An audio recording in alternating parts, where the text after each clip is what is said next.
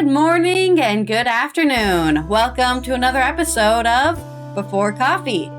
It is Thursday's 13 episode where we drop a list of 13 things, and now we finally got the good old whiteboard back. That's right. Roger finally got his alcohol so he could wipe his board and clean it off. So when we've got a list 13 most illiterate states in the United States, this is Before Coffee, the comprehensive news of Planet Earth podcast, where we look up our news stories 10 to 15 minutes before we've started. We haven't had any caffeine, that's why it's called Before Coffee, and we're gonna drowsily read our news stories on sleep deprivation. So, what is in the headlines for Thursday's episode? Today on Before Coffee, EU to propose phased ban on Russian aluminium in new sanctions package, Bloomberg reports. And the EU debates restarting Russian gas purchases as part of Ukraine peace deal. And we have a commercial jet flying into a Black Hawk at DC's National Airport. Shit's getting really wild. House Resolution 7 wants to revolutionize women's healthcare to address the needs of men. And on Thursday's 13, as Allison mentioned, we return to the whiteboard as we look at the states with the lowest literacy rates in the United States. And speaking of literacy, I was told books don't sell here. Knew that wasn't true. The English teacher shaking up Nigeria's publishing scene. And it's National Croissant Day. Croissant. It is January 30, 2025 on Before Coffee.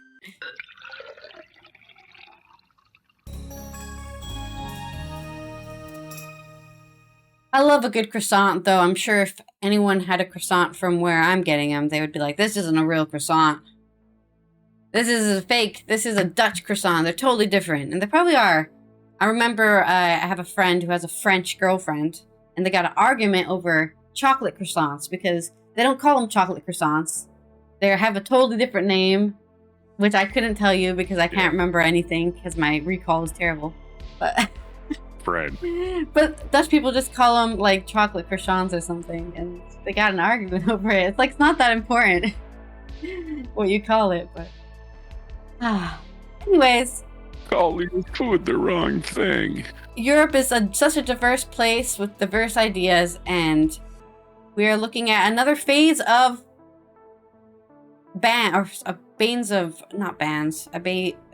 another phase of sanctions against Russia, that's the word, in which they're looking at getting rid of blocking aluminum and other sorts of things, including video games.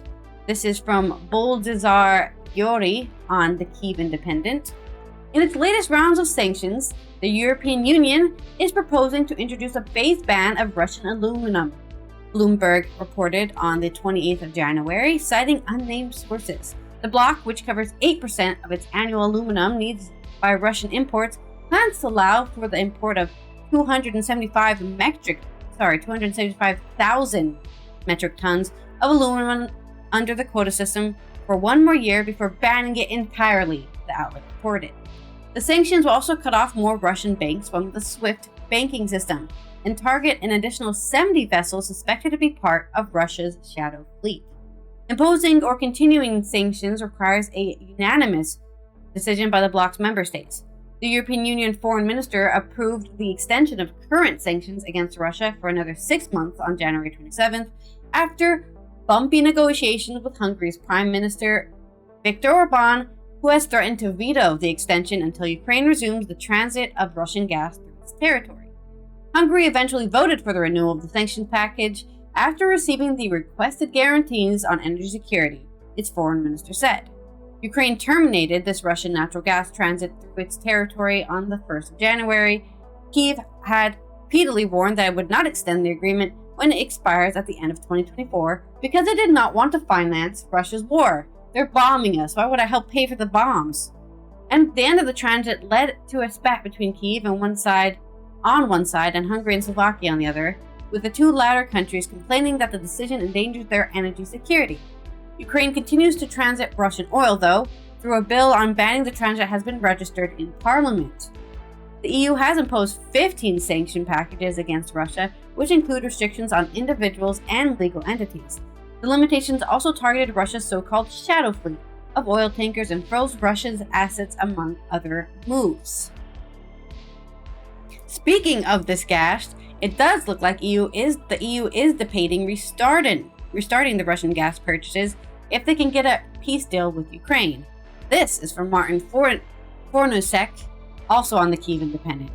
EU officials are discussing the option of resuming purchases of Russian pipeline gas as part of a potential settlement of the Russian-Ukraine war, the Financial Times reported today on January 30th. From some more undisclosed sources.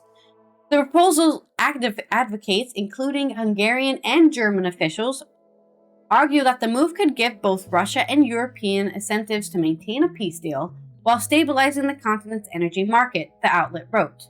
The news comes almost a month after Ukraine halted the transit, which we just talked about. According to the FT, the proposal resumes.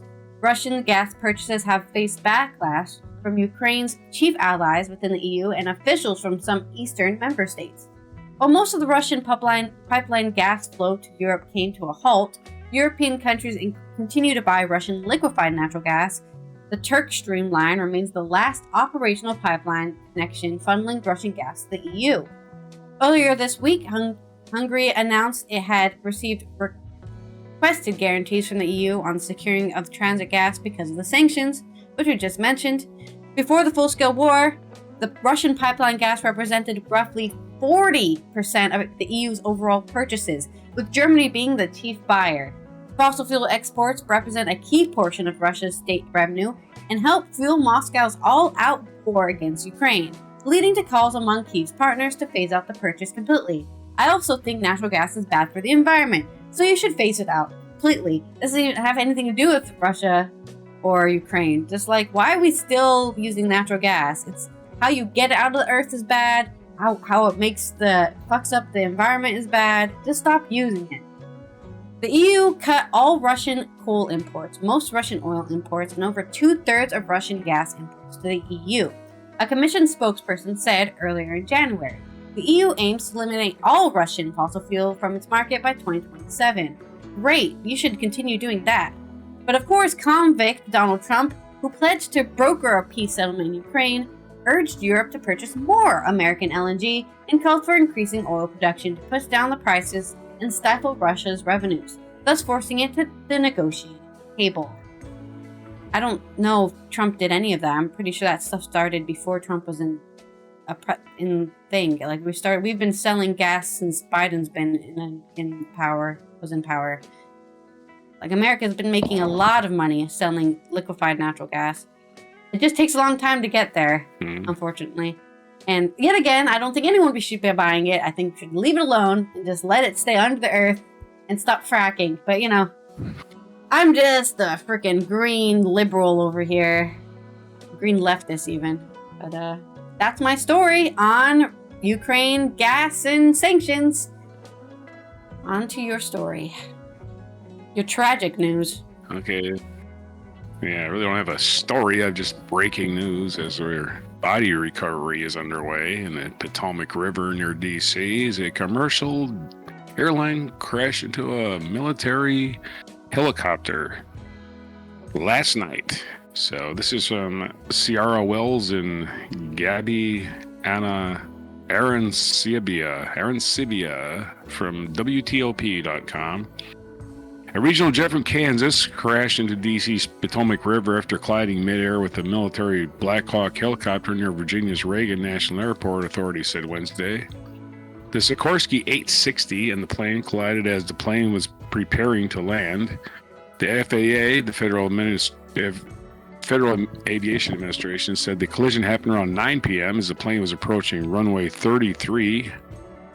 The flight, which operated a PSA for American Airlines, departed from Wichita, Kansas around 5:20 p.m., the FAA said in a statement. American Airlines said it was aware of the incident and confirmed that there were 60 passengers and 4 crew members aboard the CRJ 700 series aircraft.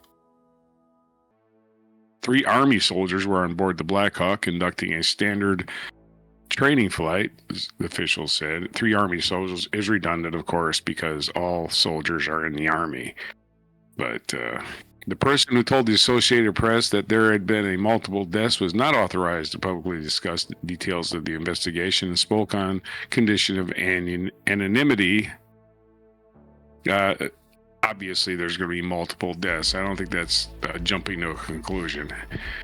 American Airlines Flight 5342 was inbound to D.C. National Airport. I refuse to call it Reagan because Reagan was a terrible president. So let's call it D.C. National Airport at an altitude of around 400 feet and a speed of about 140 miles per hour when it suffered a rapid loss of altitude over the Potomac River, according to the data from its own radio transponder.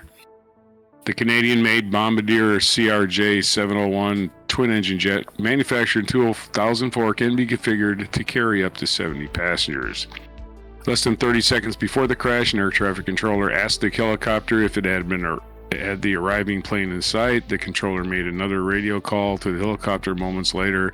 PAT passed behind the CRJ. Seconds after that, the 2 aircraft collided, the Associated Press reported. When asked at a press conference held at Reagan National and pre-dawn honors Thursday, D.C. Mayor Muriel Bowser declined to comment. And I just called it Reagan National, didn't I? Guess because I'm tired. Declined to comment on the condition of the aircraft, to give any information regarding the state of passengers on board. I speak for the people of Washington. 700,000 of us who are extremely sorry for the families are experiencing loss tonight, she said. Multiple reports have detailed the military helicopter was found upside down in the water, and the PSA Airlines plane was found broken apart in pieces. Wow. Jack Potter, president and CEO of Metropolitan Washington Airports Authority, told reporters that the focus remained on rescue. We're in rescue mode. Potter said a total of 19 aircrafts were diverted into Dulles International Airport. Reagan National will remain closed until at least 11 a.m. Thursday. That's why I'm saying. I don't wonder if they're even going to conduct Congress today, because that's the airport. That's the airport Congress uses. Is it? Oh, okay. Well, you've been out to Dulles. It's 40 miles out in Virginia. It's not even near. It's not even really near. The flights are cheap, though. You got to get in a freaking. I don't even know if it's cheap. No, I think it's cheaper to fly to Baltimore. Anyway, it's active operation that's going to last many hours as we continue to work through recovery efforts to rescue operations. MWAA Fire and EMS Chief Richard Bonnet said in a press conference, this will be ongoing for quite a while. Earlier footage from an observation camera near the Kennedy Center captured the moment in which 2 sets of lights consistent with an aircraft appeared to explode. WTOP's Mike Murillo said its first responders are pulled from across the DC region, including emergency personnel from Fairfax and Montgomery counties. I've done this for 20 years. I have not seen this many first responders surrounding the entire Potomac River. It's lit up on the DC side, Murillo said, while reporting from Dangerfield Island. They're calling every resource they have here tonight. Describing the first response scene, Murillo said the helicopters could be seen flashing lights down toward near the water and Joint Base Anacostia Balling, adding that there had been 3 or 4 areas along the Potomac River being searched by authorities. Now, it's unclear what they're doing at each side due to the distance. I really can't tell. It could be where they're letting boats into the water, but in some spots you're seeing so many emergency vehicles in one spot. It would just seem that there's also search and recovery going on as well. As operations remain ongoing, cold water warnings issued by the National Weather Service remain in effect. The temperature readings at the Potomac River raised around 35 degrees on Wednesday. The agency warned sudden immersion water temperatures like these could cause cold shock, which can prompt immediate panic, a spike in heart rate, and a heightened risk of heart failure. John Donnelly, Chief of DC, at around 300 first responders working on the scene. It's a highly complex operation, Donnelly said. The conditions out there are extremely rough for responders. It's cold. They're dealing with relatively windy conditions. Wind is hard out there.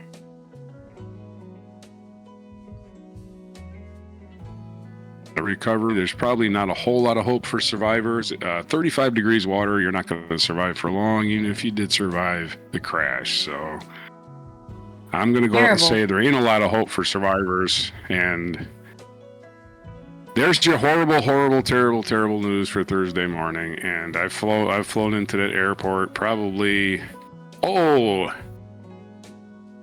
don't know, 100 times, just roughly estimating. And every time it seemed like we're going to crash, quite frankly. So. But this is like a helicopter, man. Like I was saying before the show started, don't trust helicopters, man. Well, helicopters, I don't know. Well, we're assigning blame, but I don't think there's any way to assign blame right now. So, yeah, I've always thought there, but again, it's a water landing, over water landing every single time you land it at DC National Airport. Why they renamed it Reagan, I have no idea. He had nothing to do with air flying or anything like that. At least name an airport after somebody that could fly a plane or actually do their job properly.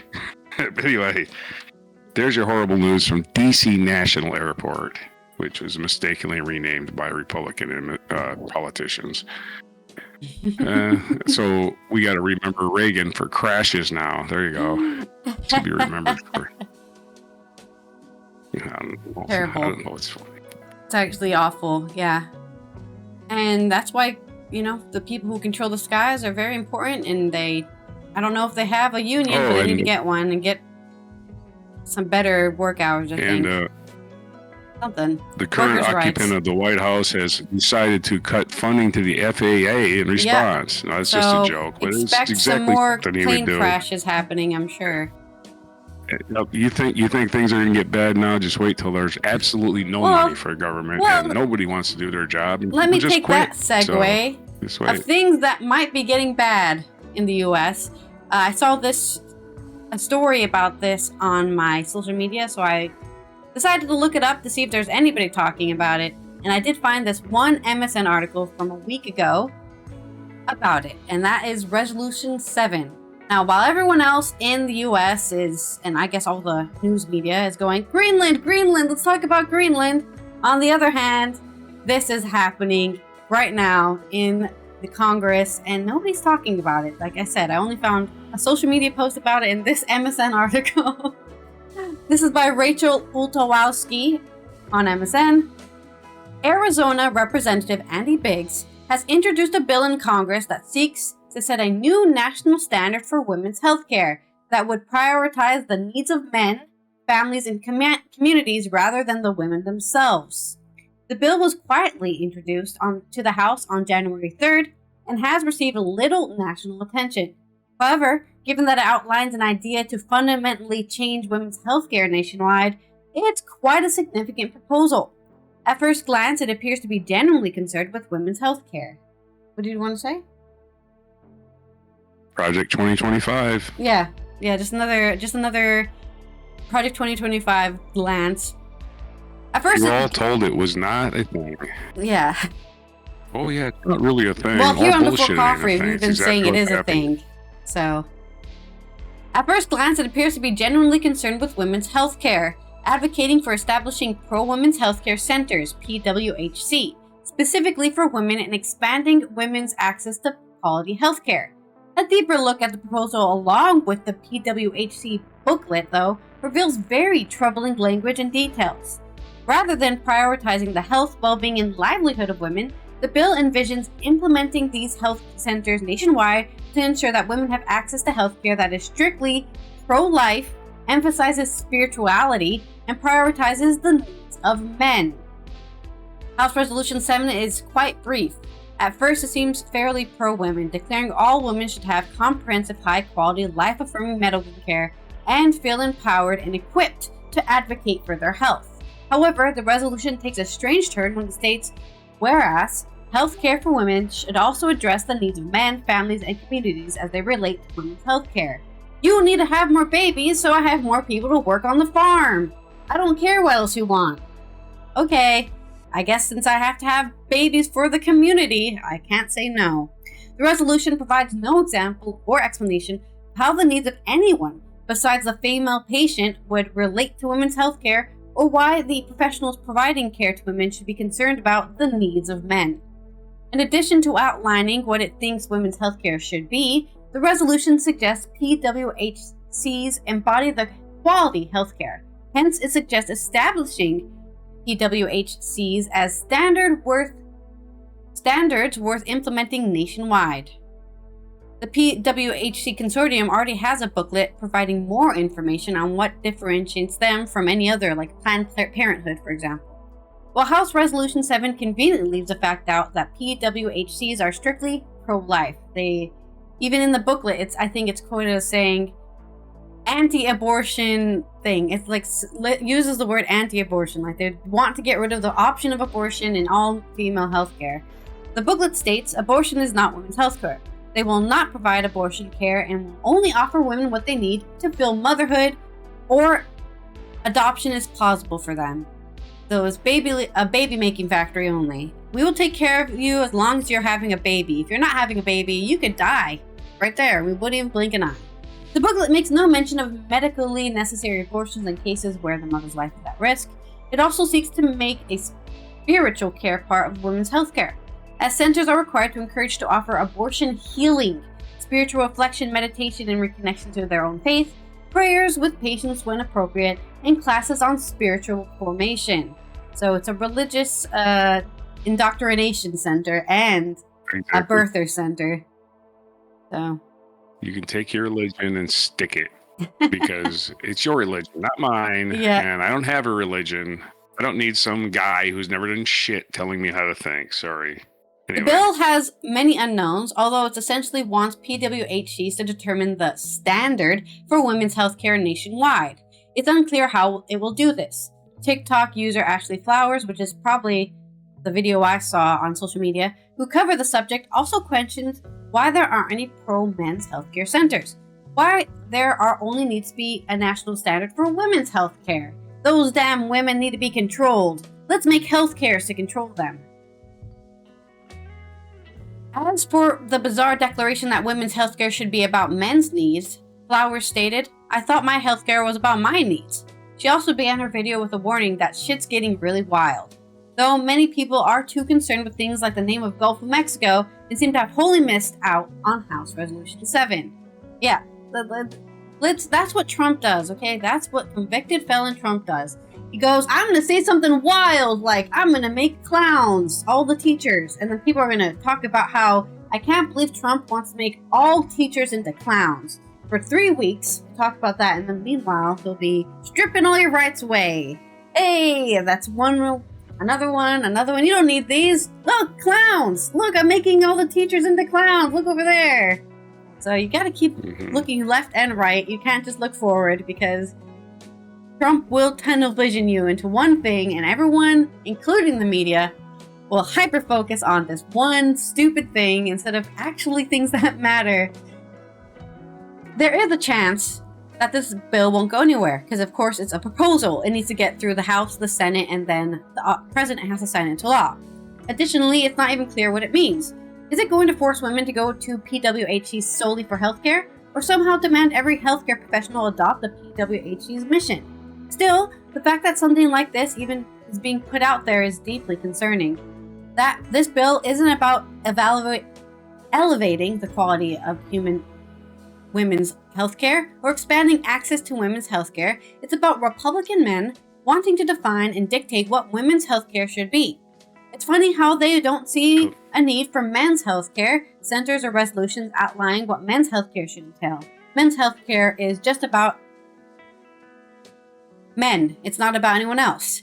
Yet they want to make it a law that women's healthcare isn't about women. Instead, it's also about men, plus families and communities and unborn babies and spirituality. Indeed, things are getting wild when we have men so threatened by the idea of women receiving healthcare they have to propose resolutions that ensure women are not a priority of women's healthcare. Of course, men have their own problems with healthcare because a lot of men just don't seek it until they're on their deathbed. And that's due to toxic masculinity. Taking care of your health is seen as feminine for a lot of reasons. I don't know why, but it is. By people, I'm not saying everybody, right? But I'm saying generally, you know. Shun him. He's eating a salad. Yeah. He needs to be shunned. Why would I eat? I mean, yeah, that's the thing. It's like, why would I eat that? Because it's healthy for you. Health? That sounds gay. Yeah. I guess it is. Although I get attacked for eating unhealthy way more than that, right? So I don't know. Yeah. No, I'm just What are using you an eating? example, What right? you always eat burgers? I don't know. Yeah. That's all there is. Well, a lot of men die of drinking too much and eating too much red meat and having like high cholesterol, too much salt. Stress is a big one. I guarantee Yes, it. stress, of course. Everybody as piles on you. And But the food doesn't help. If you're stressed and then you have a heart attack, the cholesterol doesn't really help. The high cholesterol, not really useful. Over medicating. I think drinking is the number one killer, man. I think it's. Yeah, I don't know. I'm not a scientist. I haven't done a study on it, but this is just my own, I'm pulling this out of my ass kind of observation here.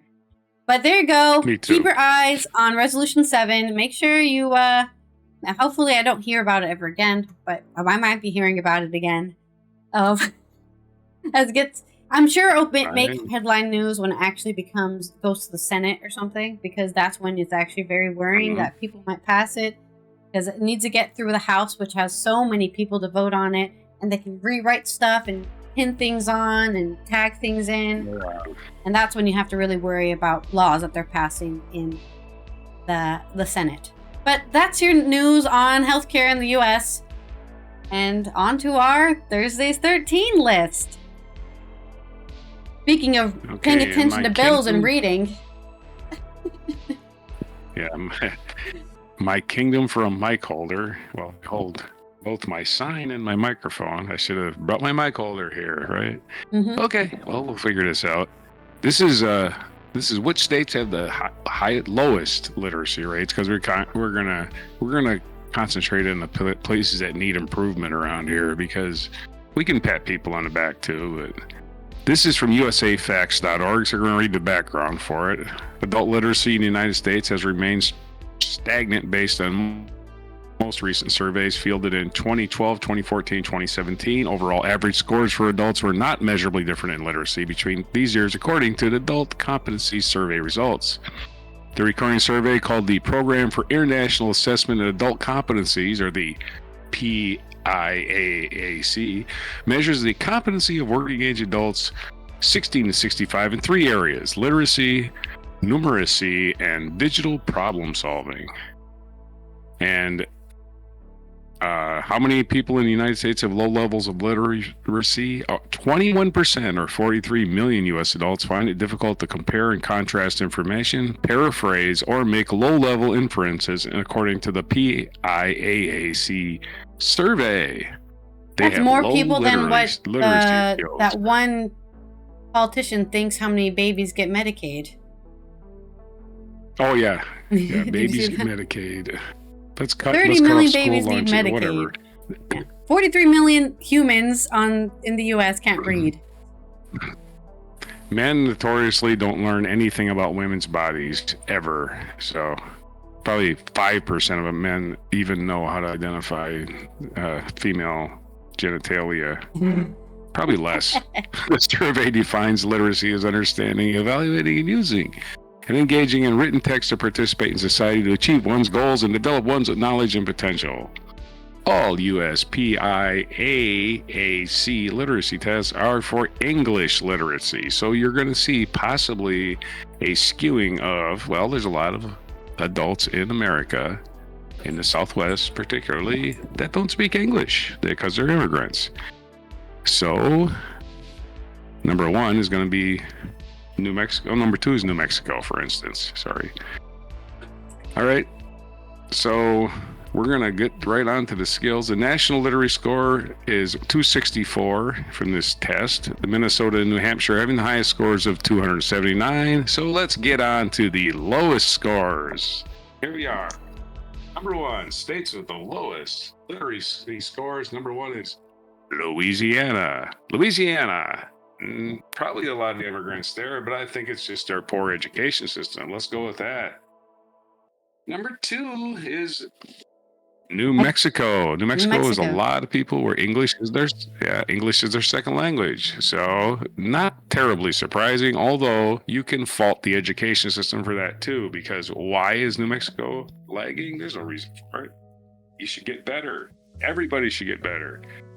Number three, lowest literacy rate, and not 3 in the best, 3 from the bottom.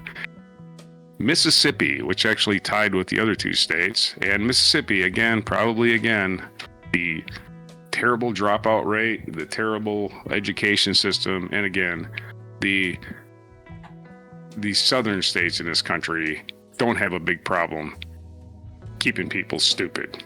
Let's put it that way. Speaking of keeping people stupid, Texas, oh yes, Texas on the list. We have both immigration and poor schools. Immigration, not a bad thing, but again, literacy is measured in this country by how well you comprehend English. So it's a little skewed for non-citizens, but that's the way it is on these tests. Number 5 is Nevada, which probably should have a great education system considering they let gambling money coming in constantly, which is basically taxes that nobody has to pay because tourists come in and throw their money away. So improve your schools, Nevada. There's no excuse. In fact, here's the thing in this country, you have lotteries. Lotteries were first started because they were supposed to improve schools, and that hasn't happened. All that money was supposed to go, hey, it's going to improve our schools. No, the lottery money basically just goes to promoting the lottery, and that's probably the majority of their expenses are. The lottery's great, but we have to advertise it. Well, if it's so great, why do you have to advertise it? It should sell itself. I've never seen an ad for Nevada or Las Vegas. I never saw an ad for Las Vegas maybe about 20 years ago, but they were making money before that somehow. Word was getting out. Number 6 is California, the state with the most people. Has the 6th lowest literacy rate. I don't have a lot to say about California, except, yeah, of course, you've got a lot of people, and you've got a lot of people who don't speak English as their first language.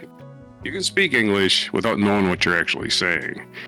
Number 7, another southern state, Arkansas. Not making any value judgments in Arkansas, but I've been to Arkansas, and I can see why. They don't seem to have a lot going for themselves these days. Number 8, is Alabama. Alabama, as we tour the southern states for literacy, again, we're having some school issues here. The school literacy, I think that's mostly the school systems in Alabama. Yep. You defund the school system. Florida. And then nobody knows how to read. Florida. Yep, and Florida, of course, another state with a lot of non-English speakers or English as their second or third language. So Florida is towards the bottom in literacy. Also, poor school system where they're beginning. Well, this is before Ron the fascist took over and started deciding, hey, slavery was a jobs program. No, that kind of education didn't start until after this survey, so it's probably gotten worse. New York checks in at number 10. New York, the first northeastern state, which is kind of shocking on this list, but New York also has probably the most immigrants variation, as New York City is a magnet for international travel. So people who settle in New York, who took this test, a lot of those are probably English as their second or third language. So New York cracks the bottom 10. I was going to say the top 10, but it's the bottom 10. Number 11 is West Virginia. Appalachia checking in. Appalachia, actually kind of surprising that it's this low on the list, but West Virginia, one of the lowest literacy rates in the country. Last two, number 12. Tennessee. Yeah, we can't forget Tennessee as we're covering the southern states. Tennessee. Appalachia again. And literacy. Those mountains 13, just, block all the reading waves. As we connect all the southern states, Georgia is the 13th. Georgia, again, we can make value judgments about people's politics. We can make value judgments about what their priorities are, but there's no mistaking. There's a high population of former Confederate states here, and The literacy rates, I would say, what? Confederate states, we got Texas, Arkansas, Alabama, Florida, and Tennessee and Georgia. Those are all Confederate states. Considering there weren't that many Confederate states, that's a lot. So the Confederacy still falling behind in school was, I guess, my point there. Because their education system is built upon, I have no idea what. Probably praying. Let's pray today. I had no idea. I didn't go to school there. But the literacy rates are out. They've been out for a while, but those are your scores. Those are your poorly literate states in the United States. If you go there, you got to talk slower. You can't assume the people you're talking to are going to understand what you're saying. So there's your Thursday 13 for today. Back to you. I mean, the saddest part kind of is that because of these low literate rates, that you identify the Southern drawl with being stupid, right? Because they kind of coincide. So they're like, oh, they must be dumb because they're from a place where people are illiterate, which is not fair. Not necessarily. Yeah, it's not necessarily true. It's absolutely, yeah. Again, you don't have to be smart to even talk, right? I mean, I just talking doesn't make the people that talk the most are usually the least intelligent, quite frankly. Right? If you got nothing to say, you should shut your mouth, right? Yeah, I suppose. If you're just going to open what's the saying? What's the saying? It's better than have a whole room of people think you were a fool by being silent than to open your mouth and remove all doubt. Yeah, something like that. For sure. Something like that. Well, another place that I'm sure some people in the world might think is full of stupid people is Africa. All those, what's the terrible stereotypes of Africa, like they're all living in huts and they can't read and they don't take showers or whatever stupid or ancient aliens believe. Were. Yeah. Ancient aliens were, oh my God, Africa couldn't have done that. They're too dumb to have built a temple. Either way, that's not the truth. The truth is that they actually are very educated in Africa, and according to this English teacher, you can even sell books there. That's right. Like, you can publish books and people can read them. After Brush with Death pushed Othuke Omnibus to self-publish his novels, he realized there was a gap in the market for fresh African writing. This is on The Guardian by Fred Harder. In a hospital bed, fearing his death was imminent, English teacher Othuke Omnibus thought ruefully of his 4 unpublished novels. My biggest regret was I was going to die, and no one would see my work, said Omnibus. When I got better, I decided to self-publish and put those books out there for the rest of the world to read. His kidney failure was later cured by a transplant, and his literary ambitions led him to found Masobe Books, one of Nigeria's fastest-growing independent publishers. Initially, he spent 2 months driving across Nigeria, his car boot full of his books, visiting bookshops he found on Google, begging them to stop copies, and organizing readings. Within a year, his first book, Odufa, had sold 2,000 copies, and he was receiving requests for more. Omnibus was also getting calls from other writers, seeking advice on self-publishing. I came across some very solid manuscripts, and it dawned on me there was a gap in the market, he said. The established publishers were looking outwards, not inwards, reprinting books already published in the West, which left local writers struggling to get their voices heard. Omnibus started Masobe, which means let us read, in the Isoko language in 2018, with $7,000 or £5,600 loaned from his sister. In doing so, he joined a wave of new, independent African publishers, nurturing emerging African writers and giving fresh, exciting literature to African readers. Masobe Books has achieved impressive growth. In 2024, it sold nearly 60,000 copies of 41 titles, up from the 28,000 copies of 28 titles in 2023. This year, Omnibus expected to shift at least 80,000 copies and build on revenues of more than $1 million over the past 4 years. The sales reflect a thirst for literature among Nigerians who for a long time had limited options. When we started our first print run, other publishers advised to print a small run. Not more than 200 copies, because books don't sell here, he says. I knew that wasn't true from my own experience, so we printed 1,000 copies of several books and they sold out in 6 months. Although Musobe Books requires rights to distribute international hits by Nigerian authors in Nigeria, its main focus is publishing original work.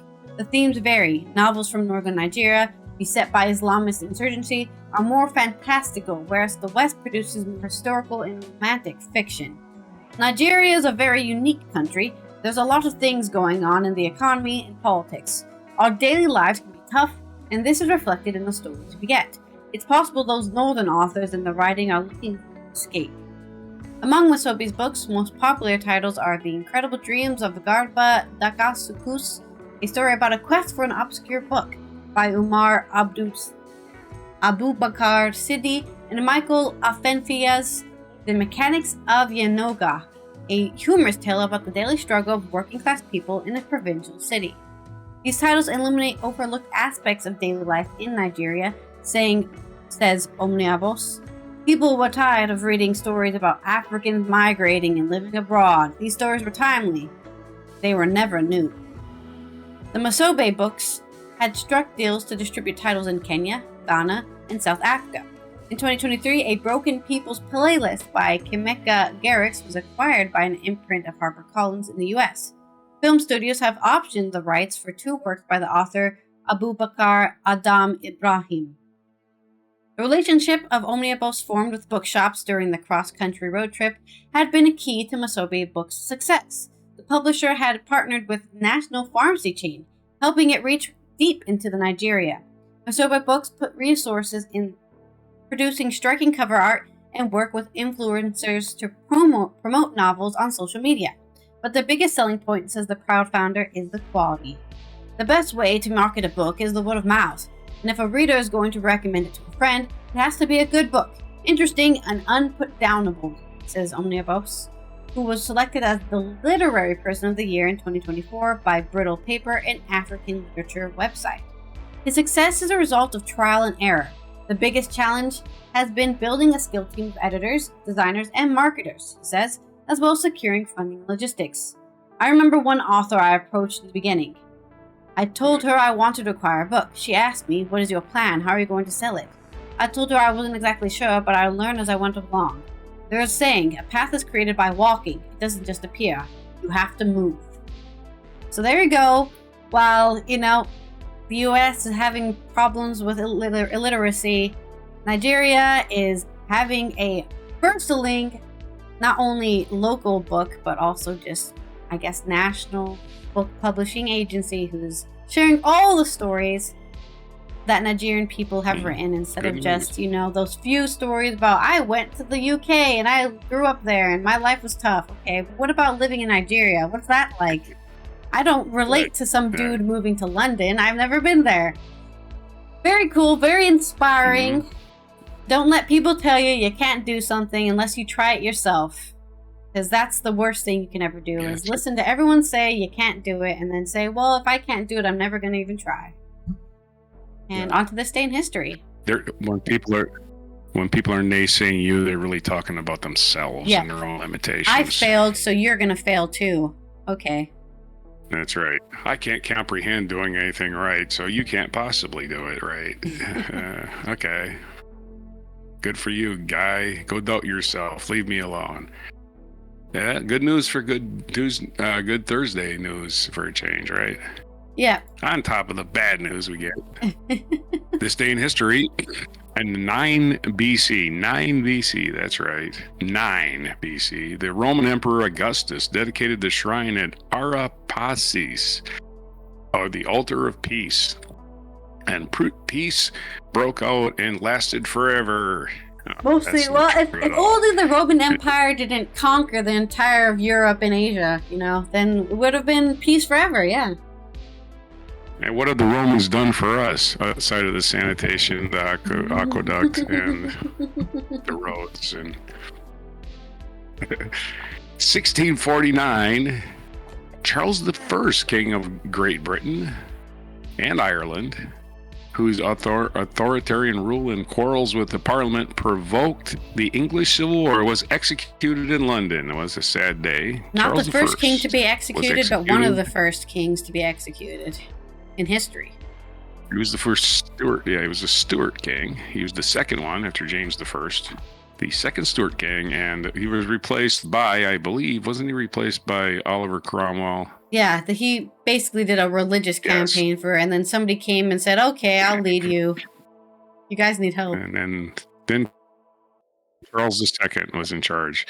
1667, the Truce of Andrusovo ended the 13 Years' War between Russia and Poland, and I imagine they didn't name it the 13 Years' War until it was over, because at the start it would have said, "Hey, we're year 3 of the 13 Years' War. We're almost a quarter of the way done." No, they didn't name it until after it was over, I'm sure. 1847, previously known as Yerba Buena, the name of a plant meaning good herb, San Francisco was given its current name, named after St. Francis of Assisi. 1911, American trumpeter Roy Eldridge, one of the great creative musicians of the 1930s, was born in Pittsburgh. Happy birthday to Roy Eldridge. 1912, Barbara Tuchman, one of the foremost popular historians of the United States in the second half of the 20th century, and two-time Pulitzer Prize winner, was born. Two-time Pulitzer Prize winner. That means she wrote some good stuff at least twice.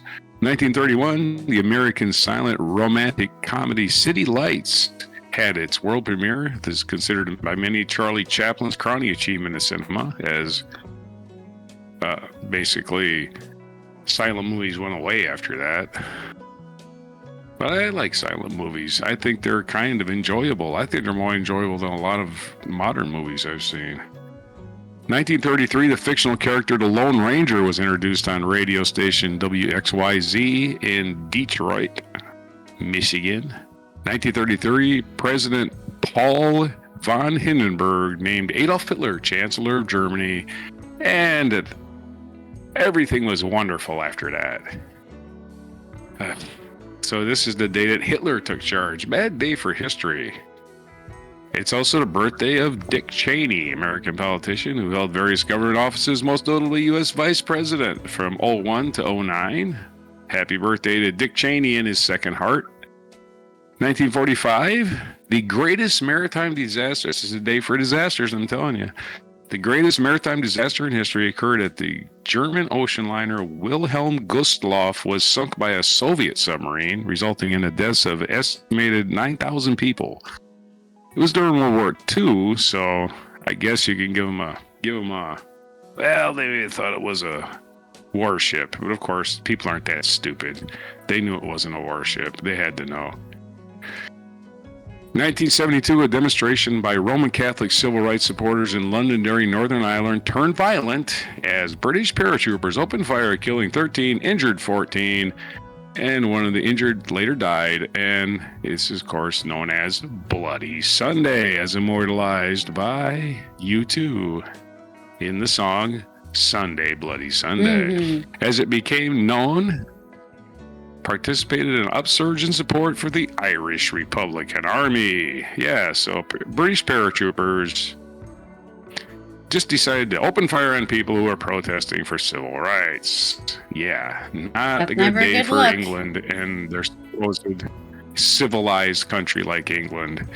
1995, flooding forced the evacuation of more than 100,000 people from the low-lying areas of the Netherlands. Oh my lord, that was only terrible. It was terrible. It was only 30 years ago. 30 years ago today. I'm telling you, this is a day for disasters. Yeah. I would just not go anywhere today. Do a scientific model on the day. In 2011, this is not disaster news, but it's involved a horrible chapter in American history. California became the first state to celebrate Fred Korematsu Day. Fred Korematsu, which honored a Japanese-American activist who was convicted in 1942 of violating an exclusion order requiring him to relocate. His subsequent legal appeals were denied. So, the United States, 1942, supposedly another civilized country, doing stupid shit like that. Another disaster on this day, in 1948, Gandhi was assassinated. Indian leader Mahatma Wow, Gandhi, some considered more the father of his terrible country. things happening. Yeah. Considered the father of his country and internationally esteemed for his doctrine of nonviolent protest He was to achieve assassinated. political and social progress, was assassinated in this day in 1948. The irony Other of being birthdays a pacifist and getting assassinated. Like, ugh. Well, yeah. And of course, England had to give up its claim to India. Eventually got its So independence. they'll be back Franklin for no reason, Roosevelt. really. Losers. All right. Yeah, well, assassins are assholes.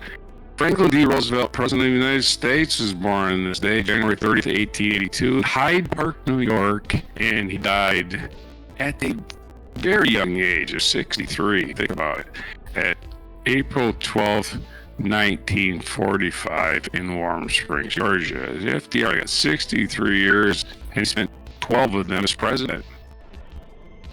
Gene Hackman's birthday today. Gene Hackman, American actor, one of the great American actors, turning 95 today. Gene Hackman's birthday. 1937 is the birthday of Vanessa Redgrave, British actress. I haven't seen her in anything recently, but I don't know if she's alive. Born in 1937, she would turn 88 today. Dick Cheney's birthday today. We already covered that. He is set. Well, let's see. He's 83 today. 84, sorry. Abdullah II, the King of Jordan, turning 63. He was born in 1962. And Christian Bale. I didn't know Christian Bale was Welsh. Christian Bale, Welsh actor, born in 1974, turning 51. Old timer. And what day is it today? Only one thing. It's National Croissant Day. It's National Croissant Day. And that's so all you we need can to know. talk about Go that get your croissant later. and go eat it. Yeah. What's that? That's all you need to know. That's all you need to know. Croissant. Go get croissant. That's all. The end. Yeah, go eat croissant. And of course, Burger King has a croissant sandwich for breakfast. Does it? Sandwiches are Okay. awesome. So, oh yeah, you shove an egg and some bacon or some sausage and some cheese and whatever else, and cram it in your sliced croissant sandwich or your croissant, and you will have yourself a glorious breakfast. Probably shorten your life, but whatever. You gotta eat something. Might as well eat a croissant, right?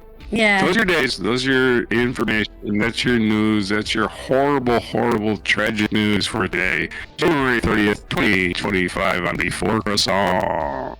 This has been Allison here from the Netherlands, and of course Roger from the West Coast of the US, as we have covered all the news you need to know today. So make sure you keep your eyes on those topics, and I guess we bummed you out. Go watch our Get Tuesday episode, and that'll make you feel better. From Tuesday's episode.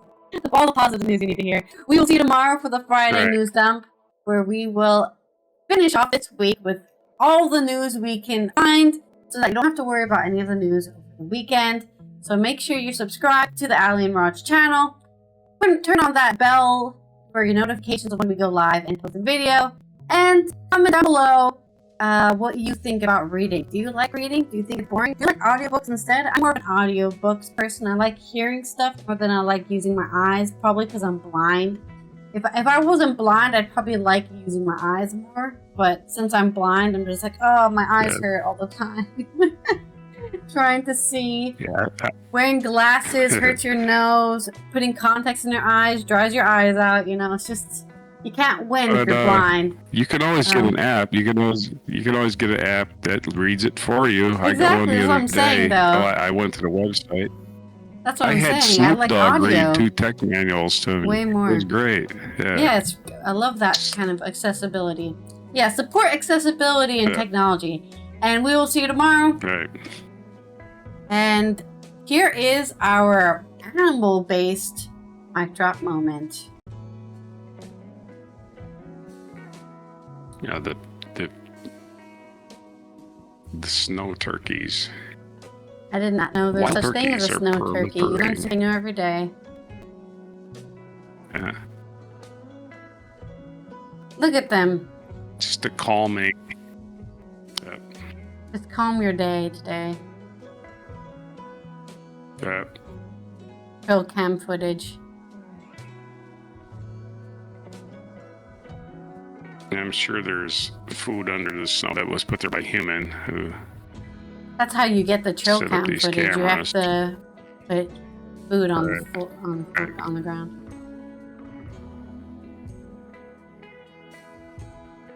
Apparently, there's a website, our Facebook page for Salem, Oregon turkeys, wild turkeys, because there's wild turkeys that run around town here. I post my videos of wild turkeys that I filmed. I don't know when or how, but we had some turkeys here, which, if anybody doesn't know this, turkeys are not native to Europe. They are an American fowl. And I don't know why there were turkeys here. Like 3 or 4 years ago, there were just turkeys in the petting zoo in the middle of my village. And there's just turkeys in the petting zoo. Goblin making their goblin noise. Look, this squirrel's gonna fight for the nuts. No, he ain't gonna fight. Oh. He's gonna dig. Pay total attention. Squirrels turkeys are known for getting violent occasionally, attacking things, so you never know. They got mean claws on them. Oh no, we've got another camera angle. Look at that. Yeah. He is getting every angle to turkeys, or she. This is from critter scenes. He's just like watching critters, which I do. It's very relaxing to watch animals do their thing. I would love to watch it in real life, really that's my problem. I feel like going outside and actually seeing it is way better, because you can get the fresh air too, in the sun. True, but the camera doesn't scare them off like a human does. Yeah, I guess you have to sit there for a very long time in order to catch a bunch of turkeys. Mm-hmm.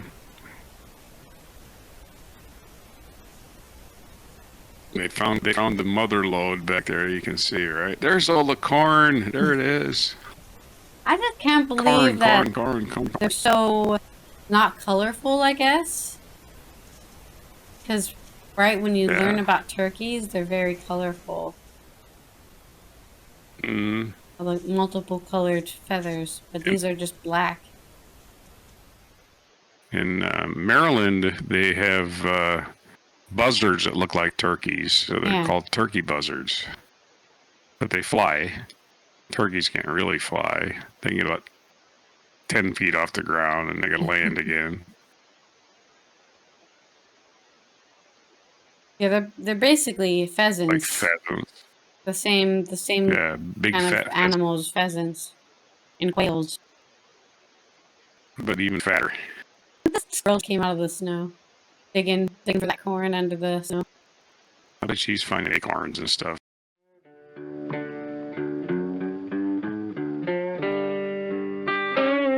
Be sure to hit the like, subscribe, and notify buttons, and follow our other channels: Toxic Alley, History of Gravy, and Scratchy Old Records.